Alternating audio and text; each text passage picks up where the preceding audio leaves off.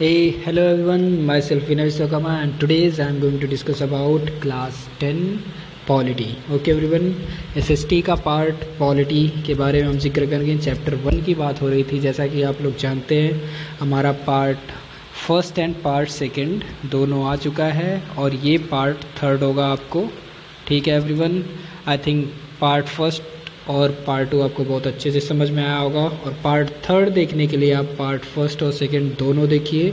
इसके बाद आपको बहुत ही अच्छे से समझ आना है क्योंकि हर एक टॉपिक पिछले वाले से रिलेटेड है। ओके एवरीवन, नाउ लेट्स सी। तो स्टार्ट करते हैं हम अपना चैप्टर।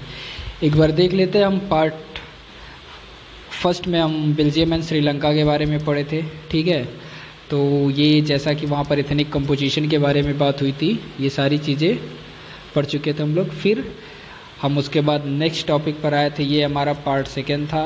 ठीक है, मेजोरिटेरियनिज्म इन श्रीलंका। ठीक है, मेजोरिटेरियनिज्म इन श्रीलंका की बात हम किए थे।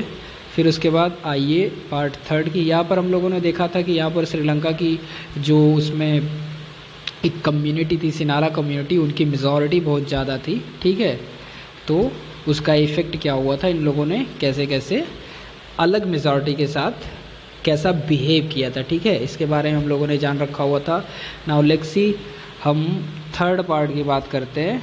तो थर्ड पर हमारा है एकोमोडेशन इन बेल्जियम। ठीक है, accommodation in Belgium. Now let's सी, यहाँ पे स्टार्ट करते हैं। तो देखते हैं कि क्या है बेल्जियम। ठीक है, तो जैसा कि यहाँ पे दिया हुआ है, द बेल्जियम लीडर्स टूक अ डिफरेंट पाथ। ठीक है, कह रहा है कि जो बेल्जियम के लीडर थे उन्होंने डिफरेंट पाथ को क्या किया था, ऑब्जर्व किया था। जो जैसा कि श्रीलंका में हुआ था, वहाँ पे मेजॉरिटी को लेकर के तमाम प्रकार के सिविल वार्स हो गए थे। ऐसा कुछ भी नहीं इन लोगों ने किया था। इन लोगों ने क्या किया था, एक डिफरेंट पाथ को चूज़ किया था। ओके एवरीवन, तो नाउ लेट्स सी, बात करते हैं यहाँ पर कि है क्या एक्चुअल में, कौन कौन से पाथ को उन्होंने चुना हुआ था जिससे कि यहाँ पर सिविल वार की कंडीशन नहीं हुई थी। ओके एवरीवन, तो देखते हैं। They recognise the existence of regional differences and cultural diversities. ठीक है, उन्होंने रिकॉग्नाइज किया, क्या रिकॉग्नाइज किया, रीजनल डिफरेंसेस को और कल्चरल डाइवर्सिटीज़ को। ठीक है, मतलब उन्होंने जो हमारा बेल्जियम था, यहाँ पर इन्होंने कल्चर और कल्चर डाइवर्सिटीज़ जो थी और जो रीजनल डिफरेंस था, ठीक है, उनको ले करके चले, उनको महत्व दिया इन लोगों ने।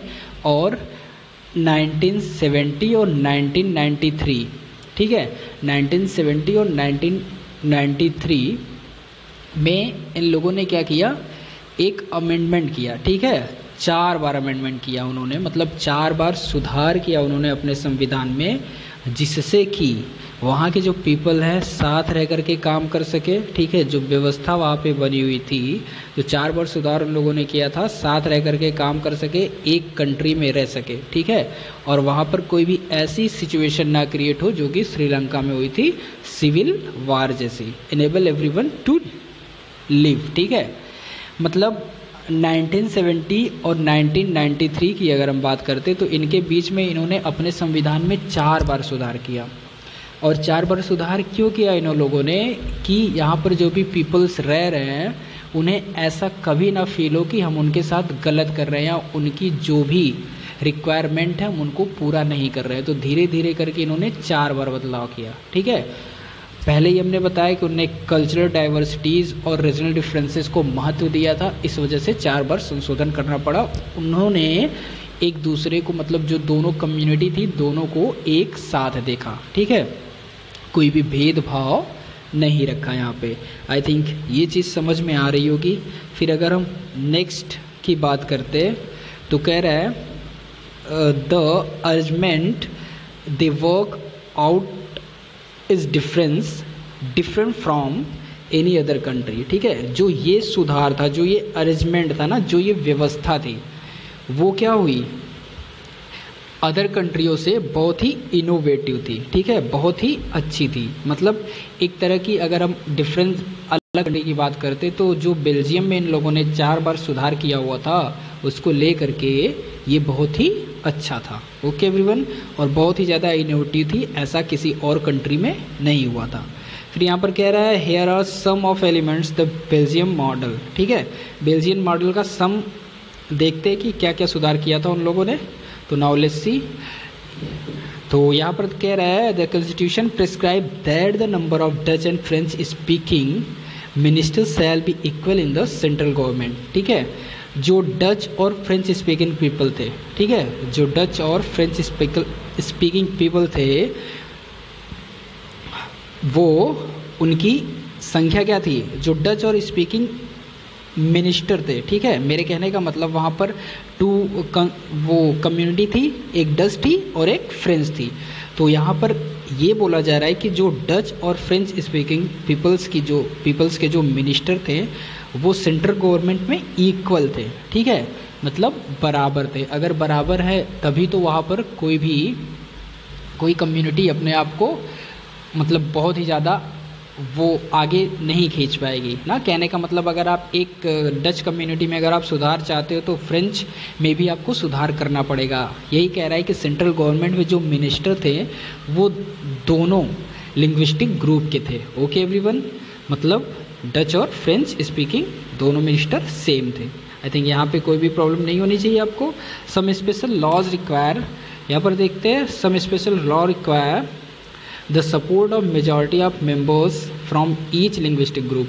और अगर वहाँ पर कोई स्पेशल लॉ बनता था, ठीक है, अगर वहाँ पे कोई स्पेशल लॉ बनता था तो वो जो वहाँ पर मेजॉरिटी थी, ठीक है, लिंग्विस्टिक ग्रुप की, ईच लिंग्विस्टिक मतलब दोनों डच और फ्रेंच स्पीकिंग दोनों की हम बात कर रहे हैं, तो वो दोनों के माध्यम से होता था। मतलब अगर दोनों चाह रहे हैं तभी हम कोई चेंजेस ला सकते हैं, अदरवाइज नहीं ला सकते।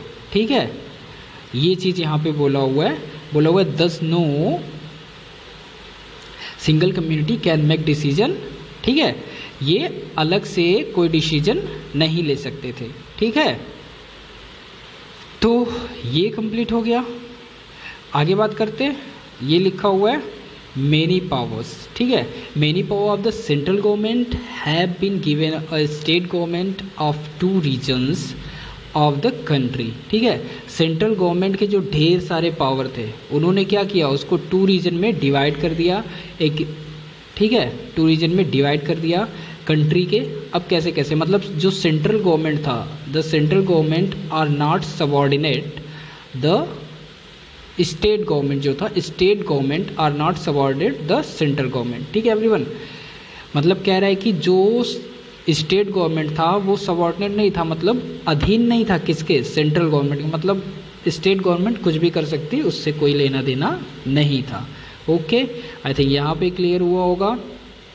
तो हम लोगों ने बात क्या करी यहाँ पर हम लोगों ने ये बात करी कि जो सेंट्रल गवर्नमेंट के ढेर सारे पावर्स थे उन्होंने उसको 2 रीजन्स में दे दिया अलग अलग। ठीक है, और जो सेंट्रल गवर्नमेंट था उसके अधीन हमारा स्टेट गवर्नमेंट नहीं आ रहा था। मतलब ऐसा नहीं है कि सेंट्रल गवर्नमेंट जो चाहेगा स्टेट गवर्नमेंट वही करेगा। ठीक है, अपने एक अलग अलग पावर दे दी। ओके एवरीवन, तो I think here is no doubt. Now let's see next point क्या है। नेक्स्ट पॉइंट है Brussels has a separate government. ठीक है, ब्रुसेल्स के पास एक सेपरेट गवर्नमेंट थी, एक अलग गवर्नमेंट थी, which both the communities have equal representation. और जो वहाँ की कम्युनिटी थी ना, दोनों कम्युनिटी जो वहाँ की डच और फ्रेंच, वो इक्वल रिप्रेजेंटेशन कर रही थी। ठीक है, मतलब उनका एक अलग गवर्नमेंट था, एक सेपरेट गवर्नमेंट था, और जो वहाँ पे कम्युनिटीज़ थी, दोनों कम्युनिटी फ्रेंच और डच, वो इक्वल रिप्रेजेंटेशन कर रहे थे। ठीक है, समान प्रतिनिधित्व के थे। अब मतलब समान पावर था एक तरह से। ठीक है, और समान संख्या थी। The French speaking people accepted equal representation in Brussels. कह रहा है कि जब जो फ्रेंच स्पीकिंग पीपल थे उन्होंने स्वीकार किया था, जो फ्रेंच स्पीकिंग पीपल थे उन्होंने स्वीकार किया था क्या, इक्वल रिप्रेजेंटेशन। ठीक है, इन ब्रुसेल्स में इक्वल रिप्रेजेंटेशन एक्सेप्ट किया था। इसीलिए जो डच स्पीकिंग कम्युनिटी थी वो भी स्वीकार किया था equal representation in central government में। ओके एवरीवन, तो यहाँ से कह रहा है इस पहले कि यहाँ से हम एक ओवरव्यू करते हैं। तो ये कह रहा है कि जो ब्रुसेल्स जो ब्रुसेल्स था, जो कि बेल्जियम की कैपिटल है, वहाँ पर एक अलग गवर्नमेंट थी, बोथ कम्युनिटीज़, ठीक है। उन्होंने इक्वल रिप्रेजेंटेशन क्या किया था, स्वीकार किया हुआ था। फ्रेंच ने भी इक्वल स्वीकार किया था ब्रुसेल्स में, और इसी तरह डच ने भी इक्वल रिप्रेजेंटेशन एक्सेप्ट किया था सेंट्रल गवर्नमेंट में। ओके एवरीवन, आई थिंक यहाँ पर कोई भी प्रॉब्लम नहीं होती है। ये भी पैरा देख लिया आप लोगों ने। नाउ लेट्स सी नेक्स्ट की हम बात करते हैं। तो ये कह रहा है कि apart from central and the state government this third kind of government. Central government और स्टेट गवर्नमेंट के बाद भी एक गवर्नमेंट थी जिसे क्या कहते थे, थर्ड काइंड ऑफ गवर्नमेंट, और उसको हम कहते थे कम्युनिटी गवर्नमेंट, ठीक है। वो इलेक्टेड कहाँ से होती थी, उनका चुनाव होता था elected by the people belonging one language community, जो वन लैंग्वेज कम्युनिटी से बिलोंग करते थे, ठीक है एवरीवन। चाहे वो डच हो, फ्रेंच हो और जर्मन स्पीकिंग हो, ठीक है, तो उससे बिलोंग करते थे वो लोग, उनको इलेक्ट करते थे। जो थर्ड गवर्नमेंट थी हमारी, जिनको कम्युनिटी गवर्नमेंट बोला जाता था। ओके, आई थिंक यहाँ पे समझ में आना चाहिए आपको। जिनको कम्युनिटी गवर्नमेंट बोला जाता था वो इलेक्ट किसके द्वारा होते थे, वो वन लैंग्वेज कम्युनिटी के द्वारा इलेक्ट होते थे, डच, फ्रेंच या German. Okay everyone, no matter where they live ना, मतलब ऐसा कोई ज़रूरी नहीं था कि वो कहाँ रहते हैं, ठीक है, ये कोई ज़रूरी नहीं था, वो उनका चुनाव कर सकते थे। The government has power regarding culture, और इस गवर्नमेंट को कैसा पावर था, इस गवर्नमेंट को पावर था कि वो कल्चर, एजुकेशन और लैंग्वेज रिलेटेड इश्यूज़ पे बात कर सके, ठीक है, बात कर सके, कानून बना सके, उसको ये पावर दिया गया था, ठीक है।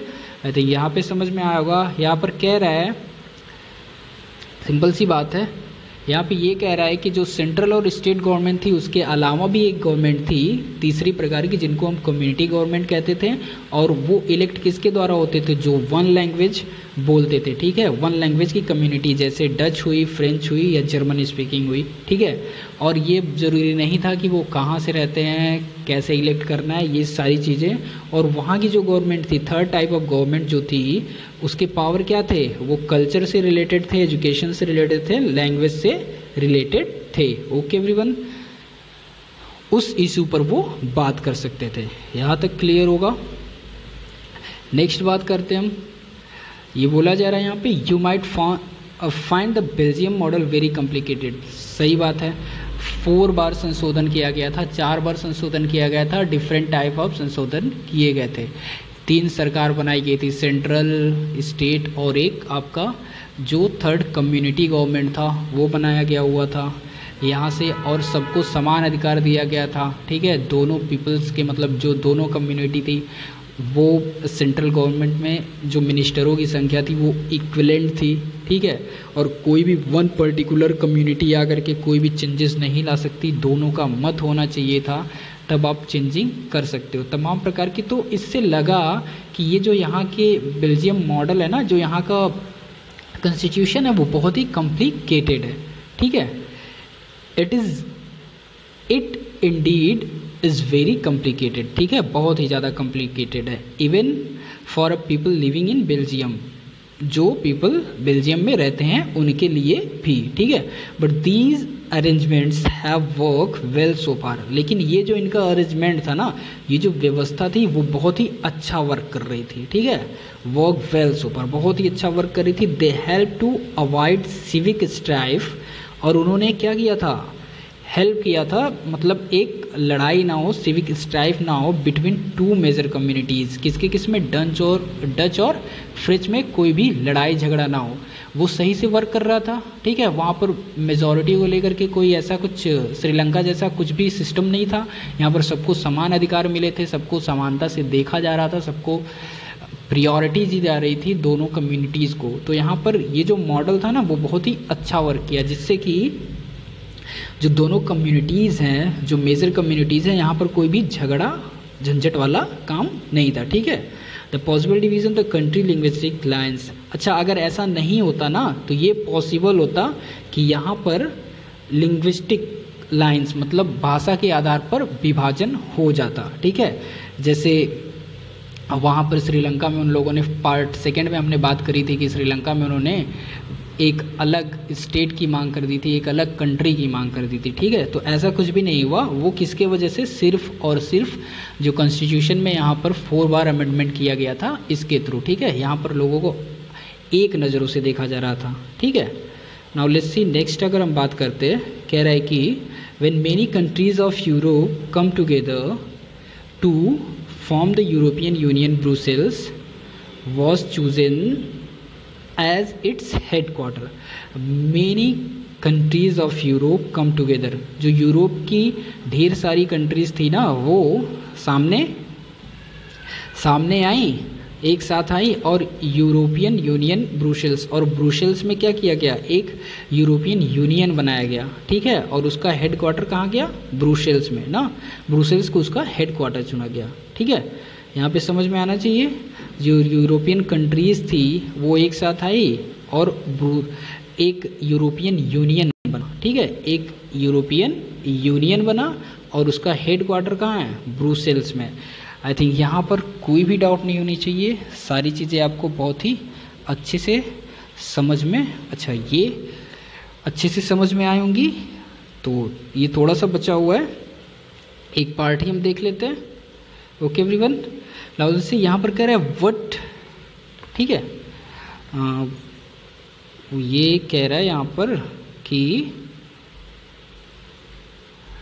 What do we learn from these 2 stories of Belgium and Sri Lanka. हम ये जो 2 स्टोरी पढ़े हैं बेल्जियम और श्रीलंका की, यहाँ पर हम लोगों ने क्या सीखा, क्या जाना।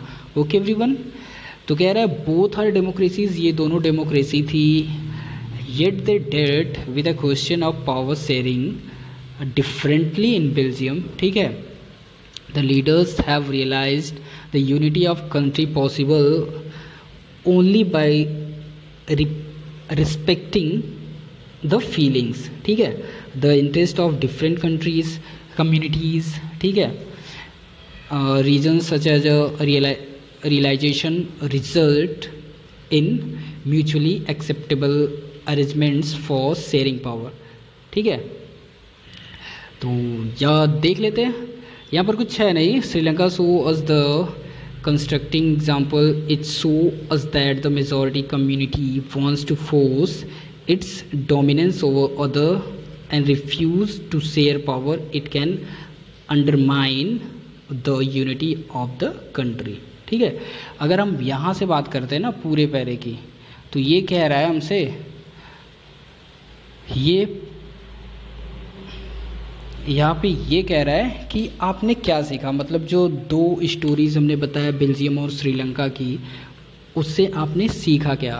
तो उससे हमने, सिंपल सी बात है यार, हमने यही सीखा कि जो मेजॉरिटी श्रीलंका में क्या किया था, उन्होंने दोनों मेजॉरिटी को ईजिली नहीं देखा था, प्रायोरिटी दे दी थी एक मेजॉरिटी को ही, एक कम्युनिटी को ही प्रायोरिटी दी थी, मेजॉरिटी के हिसाब से वहाँ पर चला हुआ था। वहाँ पर जो गवर्नमेंट थी मेजॉरिटी के हिसाब से शासन चला रही थी, जिसकी मेजॉरिटी ज़्यादा थी वो, जैसे सिन्हाला था, श्रीलंका में सिन्हाला बहुत ज़्यादा थे, 87 समथिंग %, तो वो क्या करते, 74 समथिंग थे, तो उसी के अकॉर्डिंग वो चल रहे थे, मेजॉरिटी के अकॉर्डिंग। बट बेल्जियम में क्या हुआ, जस्ट इसका अपोजिट हुआ, उन्होंने दोनों को आसानी से देखा और एक दूसरे की ज़रूरतों को समझा, परखा, जाना, इस वजह से बेल्जियम बहुत ही अच्छी तरह से ग्रोथ किया और श्रीलंका ग्रोथ नहीं कर पाया। ओके एवरीवन, वहाँ पर सिविल वार हो गए थे, 2009 में ख़त्म हुए, ठीक है, ऐसा कुछ है। तो ये सारी चीज़ें हमने सीखा कि जो हमारा पावर शेयरिंग है वो बहुत ही ज़रूरी होना चाहिए कंट्री के लिए, इससे हमारी कंट्री को बहुत ही फ़ायदा होता है। ये रियलाइज़ किया बेल्जियम के लोगों ने, देख रखा हुआ था कि श्रीलंका में ऐसा ऐसा हो रहा था, तो बेल्जियम के लोगों ने दिमाग लगाया कि चलो ऐसा करते हैं, ये ऐसे ऐसे डिवाइड कर देते हैं, ये हमारे लिए बहुत ही अच्छा। वहाँ के लीडर बहुत अच्छे थे इस वजह से। ओके, डिफरेंट कम्युनिटीज़ रीजन्स ना, realization resulted in mutually acceptable arrangements. Okay everyone, तो यही सारी चीज़ें, आई थिंक यहाँ पर कोई भी प्रॉब्लम नहीं होनी चाहिए, सब कुछ ईजिली समझ में आएगा। Students, if you have any type of doubts तो आप कंसल्ट कर सकते हैं, कमेंट बॉक्स में आप कमेंट कर सकते हैं। Okay everyone, have a good day, bye bye, take care.